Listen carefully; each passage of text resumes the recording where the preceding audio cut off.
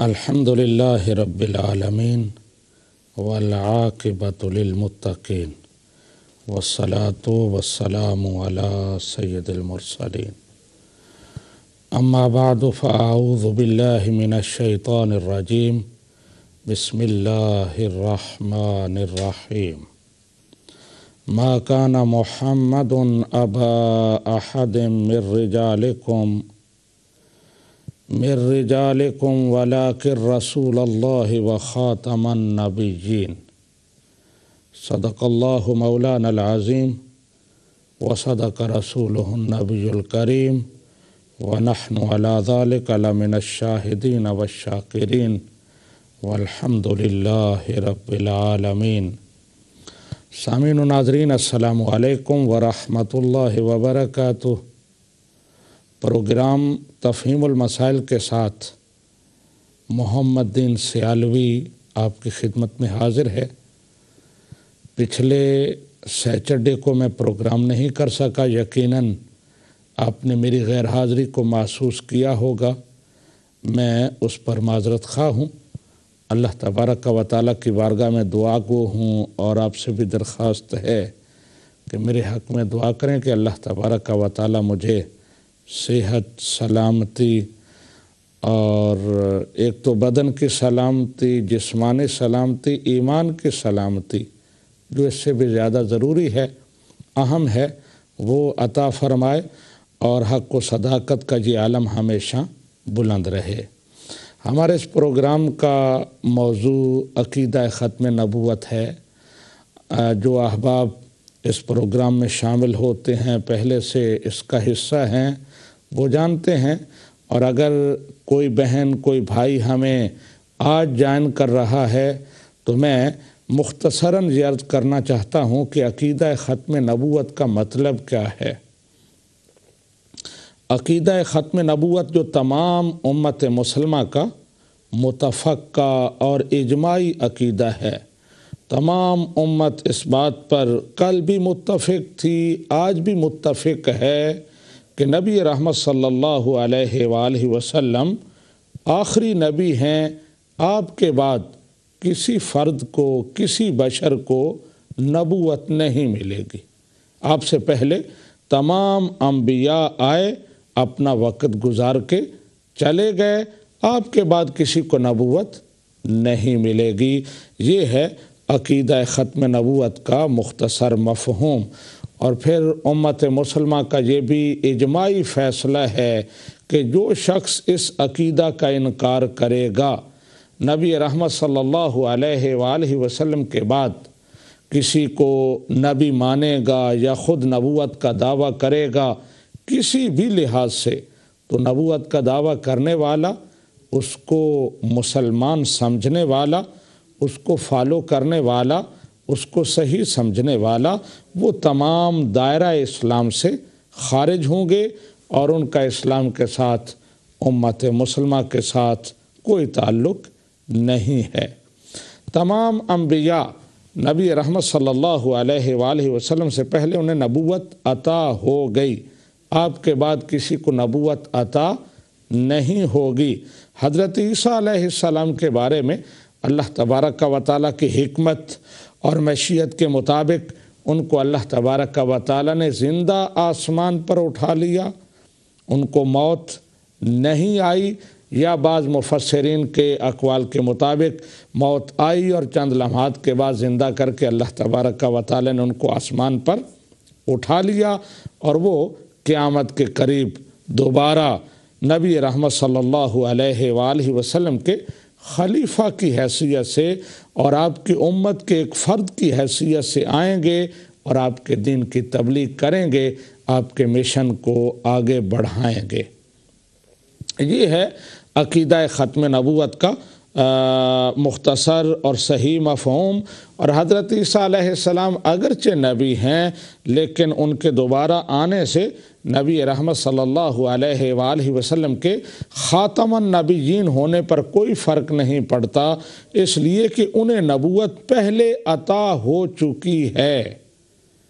ختم نبوت کا معنی یہ ہے کہ آپ کے بعد یعنی نبی رحمت صلی اللہ علیہ وآلہ وسلم کے بعد کسی کو نبوت عطا نہیں ہوگی۔ جن کو پہلے عطا ہو چکی اگر وہ زندہ ہیں، جیسے حضرت خضر علیہ السلام کے بارے میں اور دیگر چند انبیاء کے بارے میں بھی بعض روایات ہیں کہ وہ زندہ ہیں، تو ان کے زندہ ہونے سے نبی رحمت صلی اللہ علیہ وآلہ وسلم کی خاتمیت پر کوئی اثر نہیں پڑتا، کوئی فرق نہیں پڑتا۔ ہاں، آپ کے بعد پیدا ہونے والا کوئی شخص یہ دعویٰ کرے کہ میں نبی ہوں، اللہ تعالیٰ نے مجھے نبوت دی ہے، تو وہ کافر ہوگا، دائرہ اسلام سے خارج ہوگا، اسلام کے ساتھ اس کا کوئی تعلق نہیں رہے گا۔ سامعین و ناظرین، آپ کے علم میں ہے کہ اس موضوع پر یہاں بحث ہوتی ہے،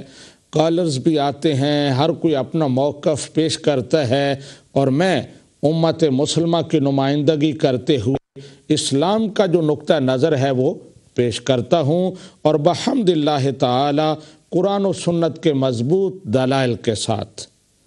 اور آج تک امت مسلمہ کے اکابرین، سلف صالحین، فقہا، مجتہدین، تابعین جس عقیدہ کے فالور رہے ہیں، اسی عقیدہ کی تبلیغ، اسی کا پرچار یہ میں کر رہا ہوں، اور میں اسے اپنے لیے سعادت سمجھتا ہوں کہ اللہ تبارک و تعالی نے اس کی توفیق مجھے عطا فرمائی اور میرے ذمہ یہ ڈیوٹی لگی۔ سامعین و ناظرین، آپ کے علم میں ہوگا کہ ہمارے کئی کالر یہاں آتے ہیں اور بڑی اونچی اونچی باتیں کرتے ہیں، لیکن ان کی کوئی بنیاد نہیں ہوتی، کوئی دلیل نہیں ہوتی۔ کئی صاحبان آئے کہ آپ قرآن کی بات کریں، آپ روحانی خزان نہ پڑھیں، آپ کسی اور کتاب کا حوالہ نہ دیں۔ میری کوشش یہ ہوتی ہے کہ میں فریق مخالف کو وہ حوالے پیش کروں جو ان کے نزدیک مسلم ہیں، جن کو وہ مانتے ہیں، ان کے گھر سے ان کا جھوٹ پکڑا جائے اور ان کا غلط نظریہ جو ہے اس کو واضح کیا جائے۔ لیکن ان کا اصرار ہوتا ہے قرآن پاک سے بات کریں، حالانکہ ان سے قرآن پاک سے بات کرنے کا کوئی مطلب نہیں ہے، کوئی مقصد بھی نہیں ہے، قرآن پاک سے اس چیز کا کوئی تعلق ہی نہیں ہے جس پر وہ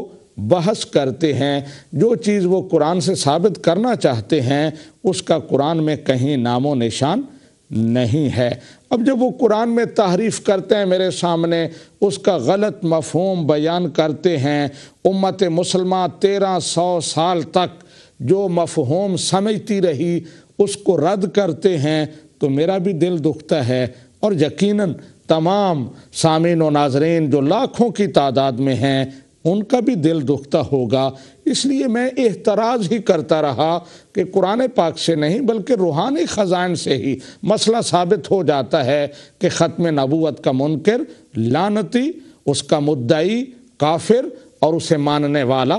دائرہ اسلام سے خارج۔ ہمیں قرآن کی طرف جانے کی ضرورت ہی نہیں پڑتی، لیکن ان کا اصرار تھا۔ پھر میں نے قرآن پاک سے عقیدہ ختم نبوت کو واضح کیا، اور قرآن کی نصوص بالخصوص جو آیہ کریمہ بڑی مشہور ہے، اور میں ہر پروگرام کے شروع میں تلاوت کرتا ہوں، ما کان محمد ابا احد من رجالکم ولکن رسول اللہ و خاتم النبیین۔ یہ آیہ کریمہ میں نے پیش کی، اور پھر اس کی 20 تفاسیر یہاں آپ کو سکرین پر دکھائیں، اور یہ بھی عرض کیا کہ ٹائم کی قلت ہے، ورنہ اور بھی تفاسیر پہلی دوسری صدی سے لے کر 1300 سال تک، مرزا غلام احمد قادیانی کی پیدائش تک جتنی بھی تفاسیر ہر دور میں لکھی گئی، مجددین نے لکھی، مفسرین نے، فقہا نے، وہ میں نے پیش کی، اور ان میں کلیئر کٹ خاتم النبیین کا مطلب یہ کہ نبی کریم صلی اللہ علیہ وسلم آخری نبی ہیں، آپ کے بعد جو نبوت کا دعویٰ کرے گا وہ کافر ہوگا، دائرہ اسلام سے خارج ہوگا۔ پھر انہوں نے وہاں ہر مفسر نے 20 احادیث کوٹ کی، بخاری شریف سے، مسلم شریف سے، دیگر احادیث کی کتابوں سے، جن میں نبی کریم صلی اللہ علیہ وآلہ وسلم نے اس آیہ کریمہ کی تفسیر یہی بیان کی کہ لا نبی بعدی، میرے بعد کوئی نبی نہیں آئے گا، ہاں 30 جھوٹے کذاب دجال اس دنیا میں آئیں گے جو نبوت کا دعویٰ کریں گے لیکن وہ جھوٹے ہوں گے۔ نبی کریم صلی اللہ علیہ وآلہ وسلم نے بڑی صراحت کے ساتھ یہ مسئلہ ہمیں سمجھا دیا۔ میں نے 20 تفاسیر پیش کی اور مسئلہ بالکل واضح ہو گیا، اور آپ نے دیکھا کہ فریق مخالف نے قرآن پاک کی ایک آیہ کریمہ پیش کی اور اس آیہ کریمہ میں بھی انہوں نے تحریف کی کوشش کی۔ وہ آیہ کریمہ جس میں اولئک انعم اللہ علیہم من النبیین والصدیقین والشہداء والصالحین، اس میں مع الذین انعم اللہ علیہم، مع کا معنی جو ہے وہ اپنی مرضی سے من کر لیا کہ یہاں اس کا معنی من ہے، اور میں نے یہاں آپ کو دکھایا تھا کھول کر کہ مرزا بشیر الدین محمود انہوں نے جو قرآن پاک کی تفسیر لکھی ہے اس میں انہوں نے یہ لکھا ہے حاشیہ میں کہ ماں کا معنی تو ساتھ ہی ہوتا ہے، جو تمام امت مسلمہ اس کا معنی کرتی ہے اور یہی صحیح معنی ہے، اس کے علاوہ جو بھی معنی کیے جائیں گے وہ غلط ہوں گے، ان کا حقیقت سے کوئی تعلق نہیں ہے۔ انہوں نے کہا کہ ماں کا معنی تو ساتھ ہی ہوتا ہے لیکن کبھی کبھی اس کا معنی من بھی ہوتا ہے اور وہی معنی ہم مراد لیتے ہیں۔ اب کبھی کبھی من بھی ہوتا ہے، یہ ان کا اپنا میں سمجھتا ہوں کہ سینہ زوری ہے، ورنہ قرآن پاک میں حدیث رسول صلی اللہ علیہ وآلہ وسلم میں کہیں بھی ماں کا معنی من نہیں ہے، ہر جگہ ماں کا معنی ساتھ ہی ہے اور یہی معنی صحیح بنتا ہے۔ اگر یہ معنی نہ کیا جائے تو قرآن پاک کے مفاہیم بدل جاتے ہیں اور جس کی کسی کو اجازت نہیں ہے۔ اللہ تبارک و تعالیٰ نے اپنے محبوب کو بھیجا اور انہوں نے ہمیں قرآن پاک کی تفسیر بتا دی اور بتایا کہ کس آیہ کریمہ کا کیا معنی و مفہوم ہے۔ یہاں میں وہ آیہ کریمہ آپ کے سامنے پیش کرنے لگا ہوں جس پر بہت زیادہ زور دیا جاتا ہے اور جس سے یہ ثابت کرنے کی کوشش کی جاتی ہے کہ نبی کریم صلی اللہ علیہ وآلہ وسلم بلکہ قرآن پاک کے بارے میں بتایا جاتا ہے کہ قرآن کہتا ہے کہ جو بھی اللہ اور اس کے رسول کی اطاعت کرے گا اور نیک بندہ ہوگا وہ نبیوں میں شامل ہو جائے گا، صدیقین میں شامل ہو جائے گا۔ تو وہاں یہ معنی کا مع کا معنی من کرتے ہیں، حالانکہ یہ بالکل غلط ہے۔ جیسے میں نے بتایا کہ مرزا بشیر الدین محمود نے خود لکھا کہ اصل اس کا معنی ساتھ ہی ہے لیکن میں نے یہاں من کیا ہے۔ اب سوال یہ ہے کہ مرزا بشیر الدین محمود کو کس نے یہ اختیار دیا ہے کہ وہ قرآن پاک کا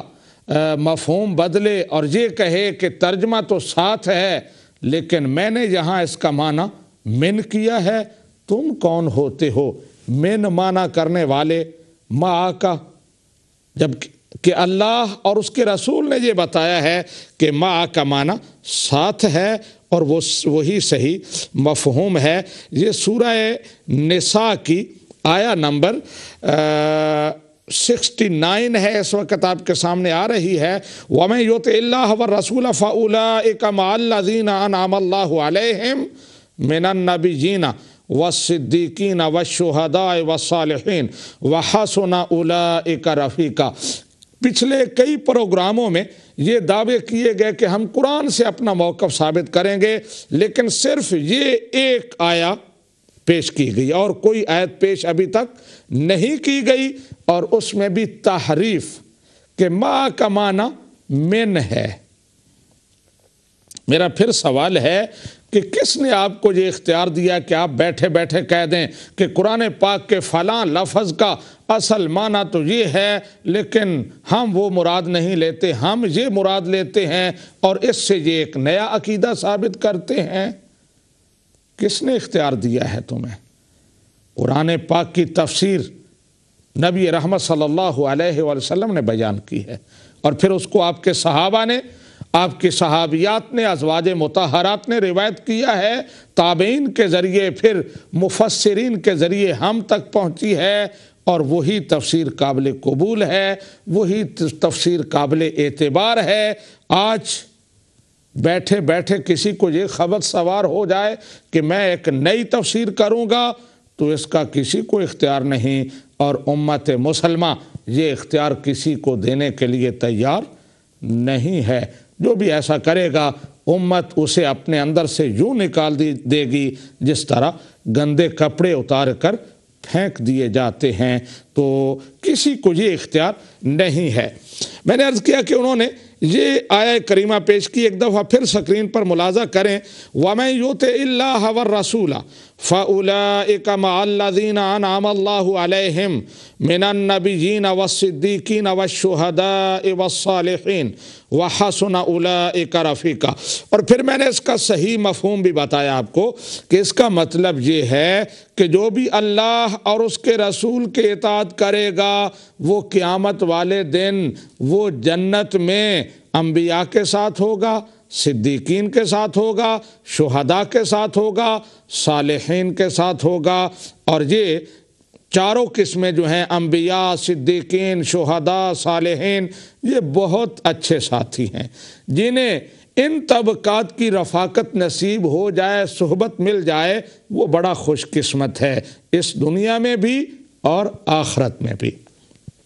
یہ ہے اس آیہ کریمہ کا صحیح مفہوم۔ اب میں نے آپ کو بتانا ہے کہ یہ مفہوم میں اپنی طرف سے نہیں بتا رہا، میں ابھی سکرین پر آپ کے سامنے 20 احادیث پیش کروں گا، بخاری شریف سے، مسلم شریف سے،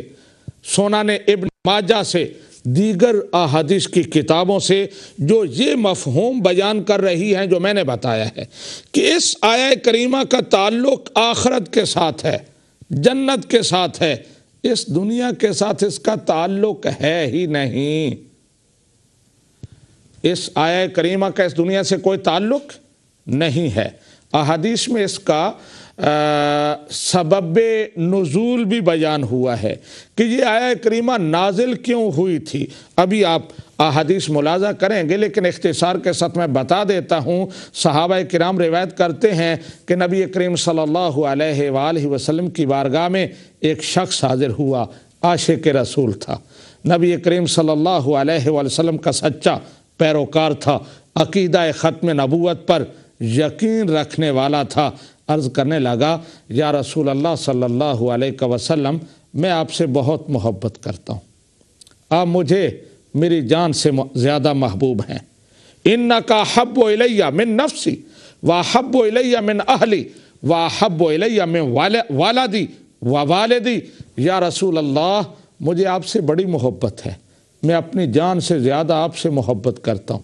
میں اپنے اہل و عیال سے زیادہ، اپنی اولاد سے، اپنے والدین سے زیادہ آپ سے محبت کرتا ہوں۔ جب چند دن، چند لمحات آپ کا رخ زیبا نہیں دیکھتا تو مجھ پر قیامت ٹوٹ پڑتی ہے، جو ہی آپ کی یاد آتی ہے بے چین ہو جاتا ہوں، تڑپ جاتا ہوں، پھر دوڑا دوڑا آپ کی خدمت میں حاضر ہوتا ہوں، آپ کی زیارت کرتا ہوں، دل کو سکون ملتا ہے، چین ملتا ہے، میں مطمئن ہو جاتا ہوں، میری پریشانی ختم ہو جاتی ہے۔ لیکن یا رسول اللہ صلی اللہ علیہ وسلم، ایک خیال مجھے ہمیشہ ڈستا رہتا ہے، پریشان کرتا رہتا ہے کہ اس دنیا میں تو آپ کی زیارت نصیب ہو جاتی ہے، لیکن کل قیامت والے دن جب آپ جنت کے بلند ترین منازل پر ہوں گے، انبیاء کے ساتھ ہوں گے، صدیقین آپ کے قریب ہوں گے، شہداء ہوں گے، صالحین ہوں گے، ہم تو کہیں دور ہوں گے، میں تو کہیں نچلے درجے میں ہوں گا، تو وہاں مجھ پہ کیا بیتے گی؟ میں آپ کی فرقت کو کیسے برداشت کروں گا؟ یا رسول اللہ صلی اللہ علیہ وسلم، آپ کو اللہ تعالیٰ نے اختیار دیا ہے، میرے اس مسئلے کا کوئی حل پیش کریں۔ نبی رحمت صلی اللہ علیہ وآلہ وسلم نے کوئی جواب نہیں دیا، آپ خاموش رہے۔ چند لمحات بعد یہ آیہ کریمہ نازل ہوئی، وَمَن يُطِعِ اللَّهَ وَالرَّسُولَ فَأُولَٰئِكَ مَعَ الَّذِينَ أَنْعَمَ اللَّهُ عَلَيْهِمْ مِنَ النَّبِيِّينَ وَالصِّدِّيقِينَ وَالشُّهَدَاءِ وَالصَّالِحِينَ وَحَسُنَ أُولَٰئِكَ رَفِيقًا۔ جب یہ آیہ کریمہ نازل ہوئی تو نبی رحمت صلی اللہ علیہ وآلہ وسلم نے اپنے اس غلام کو بلایا، یہ آیہ پڑھ کے سنائی اور فرمایا اللہ تعالیٰ نے تیری آہ کو سن لیا ہے، تیری پریشانی کا حل پیش کر دیا ہے۔ اللہ تعالیٰ فرماتا ہے کہ کل قیامت والے دن جنت میں انبیاء سے محبت کرنے والے، صالحین سے محبت کرنے والے، صدیقین شہداء سے محبت کرنے والے اور ان کے سچے فالورز وہ ان کے ساتھ ہوں گے۔ تمہیں جدائی کا زخم نہیں لگے گا، تمہیں جدائی کا درد نہیں سہنا پڑے گا، بلکہ تم میری غلامی میں، میری رفاقت میں، میری سنگت میں میرے ساتھ ہوگے جنت میں۔ تو یہ ہے اس آیہ کریمہ کا صحیح مفہوم، شان نزول، اور یہ ہے اس کا مطلب۔ لیکن آپ نے دیکھا کہ کس طرح دھڑلے کے ساتھ، دیدہ دلیری کے ساتھ قرآن پاک میں تحریف کی جاتی ہے۔ وہ جیسے علامہ اقبال نے کہا نا، خود بدلتے نہیں قرآن بدل دیتے ہیں۔ کس قدر بے توفیق ہوئے فقیہان شہر، بالکل وہی کیفیت، خود نہیں بدلنا، اپنی اصلاح نہیں کرنی، اپنے دل میں جو بت بنایا ہوا ہے اس کے مطابق قرآن کو ڈھالنا ہے، حدیث کو ڈھالنا ہے۔ اب آئیے میں سکرین پر احادیث پیش کر رہا ہوں نبی رحمت صلی اللہ علیہ وآلہ وسلم کی، جن میں آپ نے اس آیہ کریمہ کی تفسیر بیان کی ہے۔ لیکن اس سے پہلے ایک حوالہ میں آپ کی خدمت میں پیش کرنا چاہتا ہوں۔ میں روحانی خزان سے پہلے کئی دفعہ پیش کر چکا ہوں کہ مرزا غلام احمد قادیانی صاحب کہتے ہیں کہ قرآن پاک کے بعد سب سے صحیح کتاب بخاری شریف، اس کے بعد مسلم شریف، اس کے بعد سیاہ ستہ کی دیگر کتابیں، ترمذی، ابن ماجہ، ابو داؤد، نسائی، پھر مسند احمد اور دیگر حدیث پاک کی کتابیں ہیں۔ اور یہاں ایک اور حوالہ میں آپ کی خدمت میں جو سکرین پر پیش کر رہا ہوں، میں نے یہ کتاب پہلے بھی آپ کے سامنے پیش کی ہے، اصل مصفح اس کا نام ہے، مرزا خدا بخش مرزائی اس کے لکھنے والے ہیں، اور انہوں نے مرزا غلام احمد قادیانی کے دور میں یہ کتاب لکھی۔ انہوں نے اس پر تحسین کی ان کی کہ تم نے بہت بڑا کام کیا ہے۔ وہ اس کتاب میں صفحہ نمبر 45 سے شروع ہوتے ہیں اور آگے کئی صفحات کالے کر دیتے ہیں اس بات پر کہ قرآن پاک کی اصلی اور صحیح تفسیر پچھلے 1300 سال میں ہوئی ہی نہیں۔ یہاں تک ظلم ڈھاتے ہیں، کہتے ہیں کہ نبی رحمت صلی اللہ علیہ وآلہ وسلم نے بھی اس کی صحیح تفسیر بیان نہیں کی۔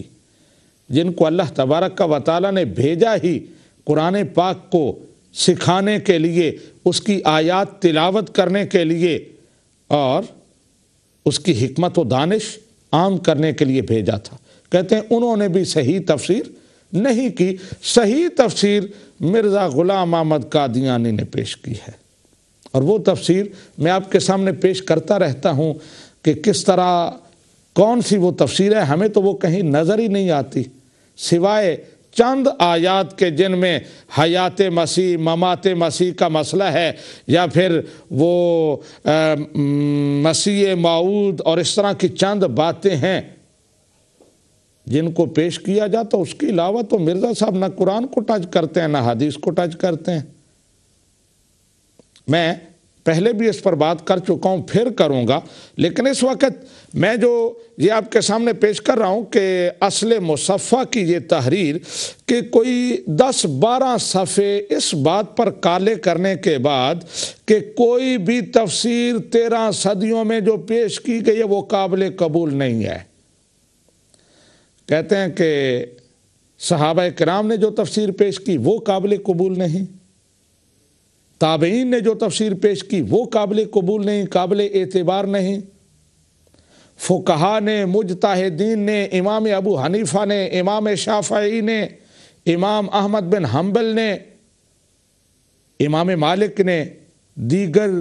امام رازی نے، مجددین نے جو تفسیر پیش کی کہتے ہیں وہ قابل اعتبار نہیں ہے۔ یہ کوئی 12-13 صفحوں پر یہ گل کھلائے گئے ہیں کہ 13 صدیاں تک قرآن پاک کی جو تفسیر لکھی گئی وہ قابل اعتبار نہیں ہے، وہ نامکمل ہے۔ حتیٰ کہ نبی کریم صلی اللہ علیہ وسلم کے بارے میں بھی ظالموں نے لکھا کہ آپ نے بھی مکمل تفسیر بیان نہیں کی، اس دور کے مطابق کچھ چھوٹی موٹی چند باتیں بتا دیں۔ پھر لکھتے ہیں کہ اصل تفسیر مرزا غلام احمد قادیانی نے کی ہے۔ اور پھر جہاں آخر پر یہ لکھتے ہیں کہ قرآن پاک کے پہلے مفسر حضرت عبداللہ بن عباس ہیں، بس